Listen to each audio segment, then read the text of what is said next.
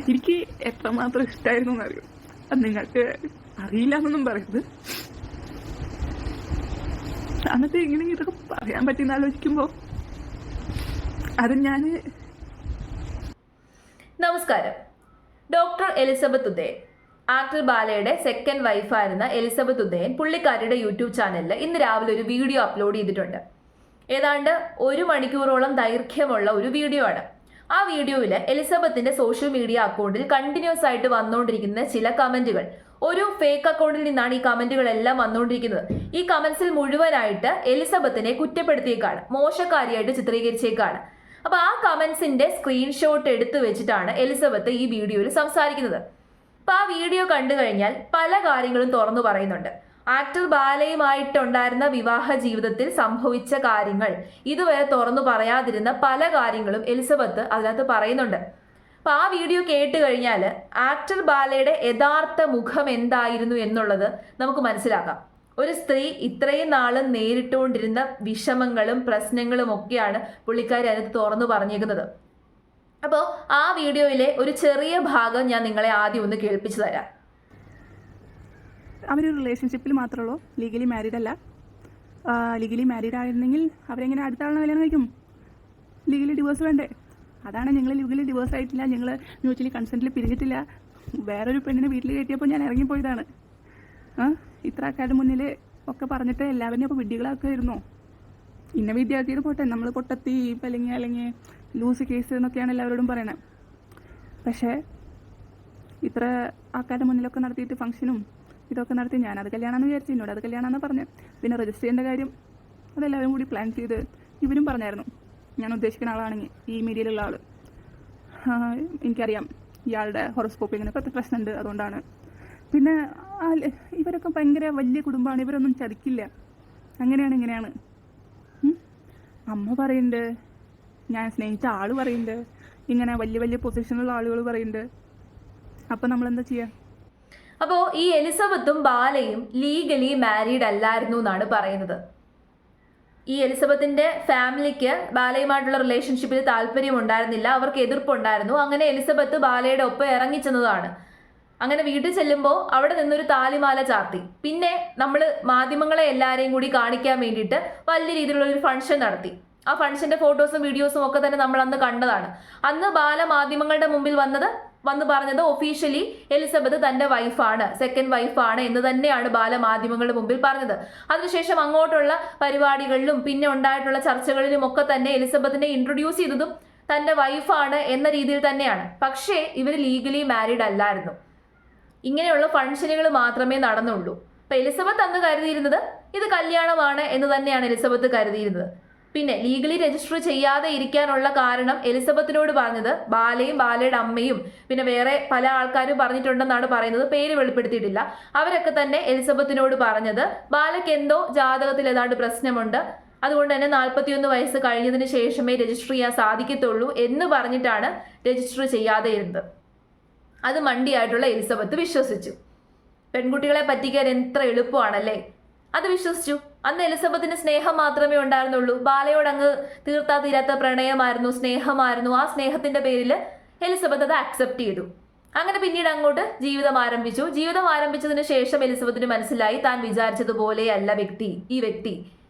പിന്നീട് എലിസബത്ത് എന്ന് പറഞ്ഞു കഴിഞ്ഞാൽ ബാലയുടെ ഒരു ഒഫീഷ്യൽ മെയ്ഡായിരുന്നു. അതിനുശേഷമാണ് ബാലയ്ക്ക് വലിയ അസുഖമൊക്കെ കൂടുകയും അസുഖത്തിന്റെ കാര്യം പോലും എലിസബത്തിനോട് പറഞ്ഞിട്ടുണ്ടായിരുന്നില്ലെന്നാണ് എലിസബത്ത് പറയുന്നത്. അസുഖം കൂടി. എലിസബത്ത് ആയിരുന്നു ബാലയുടെ എല്ലാ കാര്യങ്ങളും നോക്കിയിരുന്നത്.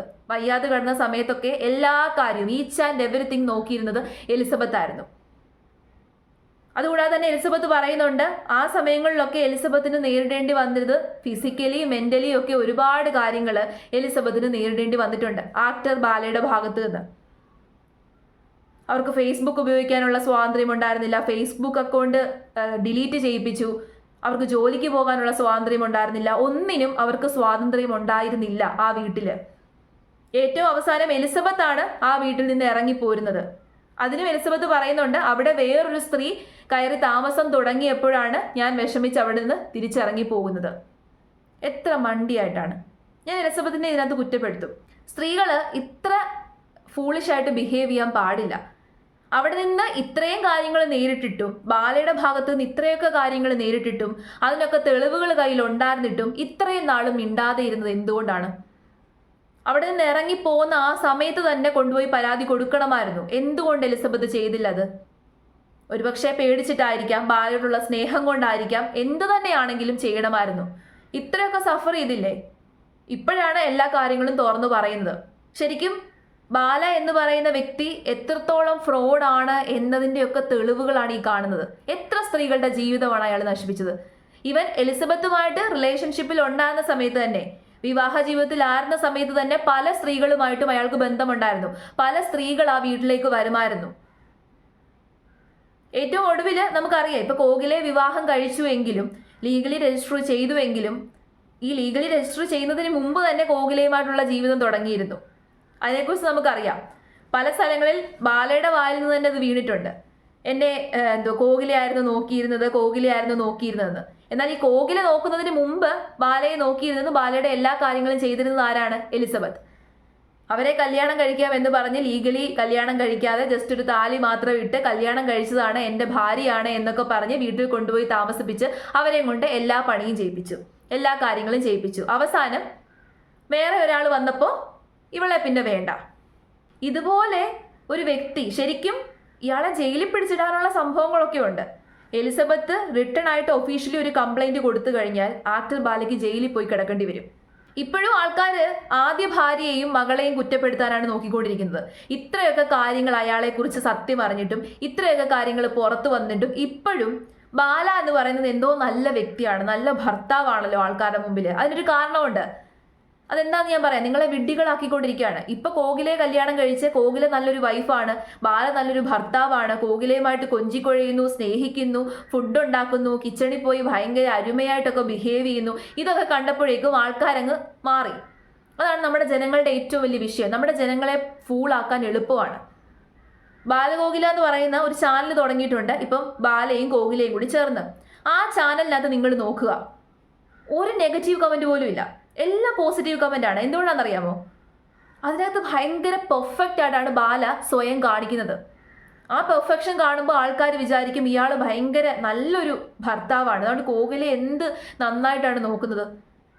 ഇനിയും കോകിലയിലേക്ക് നോക്കുമ്പോൾ കോകില ഭയങ്കര ട്രഡീഷണൽ ആയിട്ടുള്ള വൈഫ്, വളരെ നല്ല വൃത്തിയായിട്ട് വസ്ത്രം ധരിച്ചേക്കുന്നു, ബാലയ്ക്ക് എന്നും നല്ല രീതിയിൽ ഫുഡ് ഉണ്ടാക്കി കൊടുക്കുന്നു, ബാലയ്ക്ക് ഗുളിക കൊടുക്കുന്നു, ബാലയെ നന്നായിട്ട് നോക്കുന്നു. അങ്ങനെ സമൂഹത്തിന്റെ ഉള്ളിലൊരു പെർഫെക്റ്റ് ഹസ്ബൻഡും വൈഫും എങ്ങനെ ആയിരിക്കണം എന്നുള്ളൊരു ഇമേജ് ഉണ്ടല്ലോ, ആ ഇമേജാണ് അവര് ആ യൂട്യൂബ് ചാനലിലൂടെ കാണിച്ചുകൊണ്ടിരിക്കുന്നത്. അപ്പൊ ഈ കാര്യം കാണുന്ന ആൾക്കാർ എന്ത് വിചാരിക്കും? ഇവര് ഭയങ്കര പെർഫെക്റ്റ് ആയിരുന്നു, ഇതിനു മുമ്പ് ഇയാളുടെ ജീവിതത്തിൽ വന്ന 2 സ്ത്രീകളും ശരിയല്ലാത്തത് കൊണ്ടാണ് ഇയാൾ ഇങ്ങനെ ആയിരുന്നത്, ഇയാളാണ് ശരി, എന്നാൽ അയാളല്ല ശരി. ഇത്രയും സ്ത്രീകളുടെ ജീവിതം ചവിട്ടി മെതിച്ച ഇയാൾ എങ്ങനെയാണ് ശരിയാവുന്നത്? അമൃത മൂവ് ഓൺ ചെയ്തു, അമൃതയുടെ ജീവിതവുമായിട്ട് മുന്നോട്ട് പോകുന്നു, മകളെ നോക്കി മുന്നോട്ട് പോകുന്നു, നന്നായിട്ട് പോകുന്നു. പക്ഷെ എലിസബത്ത് ഇപ്പോഴും സഫർ ചെയ്തുകൊണ്ടിരിക്കുകയാണ്, ഡിപ്രഷനിലാണ്. പക്ഷെ ഞാൻ എലിസബത്തിനെ കുറ്റപ്പെടുത്തും. ഇത്രയും പാവങ്ങളാവാൻ പാടില്ല, ഇത്രയും ഫൂളാവാൻ പാടില്ല പെൺകുട്ടികൾ. വളരെ ധൈര്യത്തോടു കൂടിയിട്ട് നേരിടണമായിരുന്നു. ഇങ്ങനൊരു സംഭവം ഉണ്ടായപ്പോൾ വെറും പൊട്ടിയായിട്ട് ബിഹേവ് ചെയ്യാൻ പാടില്ലായിരുന്നു. എലിസബത്ത് ഇപ്പോഴും അങ്ങനെ തന്നെയാണ് ബിഹേവ് ചെയ്യുന്നത്. എലിസബത്തിന്റെ കയ്യിൽ തെളിവുകൾ ഉണ്ടെന്ന് പറയുന്നു, പേടിച്ചിട്ടാണെങ്കിലും എന്തുവാണെങ്കിലും ഇങ്ങനെ മിണ്ടാതിരിക്കാൻ പാടില്ല. ഒരു കംപ്ലൈന്റ് കൊണ്ട് കൊടുക്കണമായിരുന്നു, മാധ്യമങ്ങളെ അറിയിക്കണമായിരുന്നു, മാധ്യമങ്ങളുടെ മുമ്പിൽ വലിയ സെൻസേഷൻ ആക്കണമായിരുന്നു. ഇയാളുടെ യഥാർത്ഥ മുഖംമൂടി എന്താണെന്നുള്ളത് ആൾക്കാർ കാണട്ടെ, യഥാർത്ഥ മുഖം എന്താണെന്നുള്ളത് ആൾക്കാർ കാണട്ടെ. എന്നിട്ട് ഇത്രയും വർഷം കൂടെ താമസിപ്പിച്ചുകൊണ്ടിരുന്ന സ്ത്രീയെ ഇയാൾ ഭീഷണിപ്പെടുത്തുവാണ്. കിടപ്പറ രംഗങ്ങൾ വെളിയിലേക്ക് വിടുവത്രേ. ഇയാൾ ആര്? നിങ്ങൾ ശ്രദ്ധിച്ചാൽ മതി. അയാളുടെ രീതികളും അയാളുടെ സംസാരവും ഒക്കെ തന്നെ നിങ്ങൾ ശ്രദ്ധിച്ചിട്ടുണ്ടോ? മാധ്യമങ്ങളുടെ മുമ്പിൽ വന്ന് സംസാരിക്കുന്നത്. അയാൾക്കൊരു ധാർഷ്ട്യമുണ്ട്. അയാളാണ് ഏറ്റവും വലുത്. അയാളുടെ പാദസേവ ചെയ്തുകൊണ്ടിരിക്കണം ബാക്കി എല്ലാവരും. ആ രീതിയിൽ പാദസേവ ചെയ്യാൻ എല്ലാവർക്കും സാധിക്കണമെന്നില്ല. പക്ഷെ ഇപ്പോൾ ഉള്ള വൈഫ് അങ്ങനെ ആയിരിക്കും. അതുകൊണ്ട് വളരെ ഹാപ്പി ആയിട്ട് മുന്നോട്ട് പോകുന്നു. ഒരാളെ കിട്ടുമ്പോൾ അടുത്ത ആളെ വേണ്ടാന്ന് വെക്കും. ഒരു സ്ത്രീയുമായിട്ട് ജീവിതം തുടർന്ന് പോകുമ്പോൾ തന്നെ പല സ്ത്രീകളുമായിട്ട് ബന്ധം, പല സ്ത്രീകളുമായിട്ട് ചാറ്റ് ചെയ്യുന്നു, പല സ്ത്രീകളെ വീട്ടിലേക്ക് വിളിച്ചു വരുത്തുന്നു. സത്യം പറയാലോ, ഇപ്പോഴും അയാളെ സപ്പോർട്ട് ചെയ്യുന്ന, അയാൾക്ക് വേണ്ടിയിട്ട് പോസിറ്റീവായിട്ട് സംസാരിക്കുന്ന ആൾക്കാരുണ്ടല്ലോ, നിങ്ങൾ എന്തുമാത്രം വിഡ്ഢികളാണ്. ഇത്രയൊക്കെ തെളിവുകൾ, യഥാർത്ഥ തെളിവാണ്, വെറുതെ വാക്കുകളാൽ പറയുമല്ല. അമൃത കുറെ കാര്യങ്ങൾ പറഞ്ഞിട്ടുണ്ട്, ഇപ്പൊ തന്നെ എലിസബത്ത് കുറെ കാര്യങ്ങൾ പറയുന്നു. ഇത്രയൊക്കെ തെളിവുകൾ അയാൾക്കെതിരെ ഉണ്ടായിട്ടും ഇപ്പോഴും അയാളെ സപ്പോർട്ട് ചെയ്യുന്ന ആൾക്കാരുണ്ടല്ലോ, നിങ്ങൾ വെറും വിഡ്ഢികളാണ്.